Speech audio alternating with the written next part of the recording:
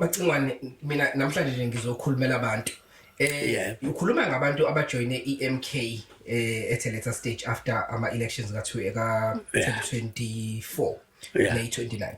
So baningi abantu mina ngizange ngiyenze research kodwa bakhona abantu abakhalayo abathi labantu abajoyine iMK bajoyine iMK emva kokuba isiwinile ama-elections.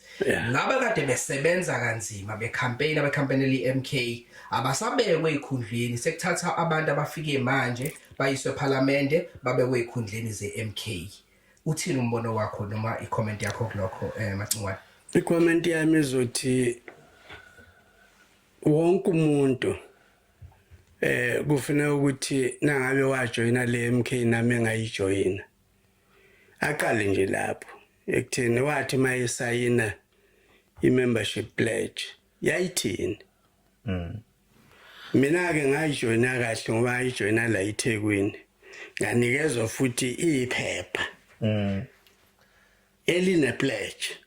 Alright. Ngalicela futhi ukuthi cha kahleni ngoba mina kade ngangiwasayina ama pledge. Okay. Ngifuna ukulifunda nale pledge. Uthi ithini ke yona ihluke ngani kwamanye. Okay.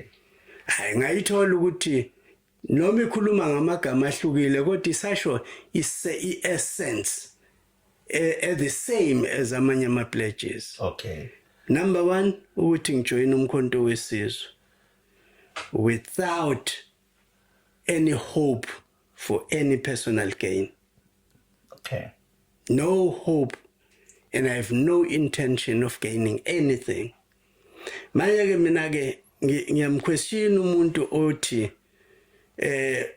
kwakufanele kubekwe yena noma kwakufanele kubekwe othandwa uyena. Ngiyamquestion ngoba it can't be the criteria. Yes. Ukuthi umuntu akabekwe ngoba yes.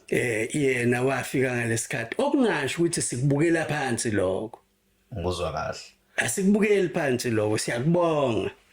Kodwa upresident useke wakukhuluma kaningi ukuthi phela nawe wawucontributor.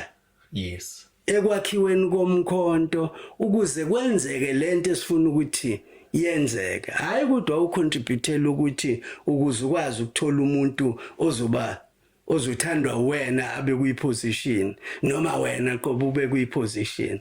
Yabona ziyaphambana lezi zinto. Kusho ukuthi ke akufanele ukube khona i-sentiment nje ethi ngenxa yokuthi mina ngacontributor kangaka therefore I qualify. Yes. Ukuthi ngibe nezwi elikhulu noma ngibe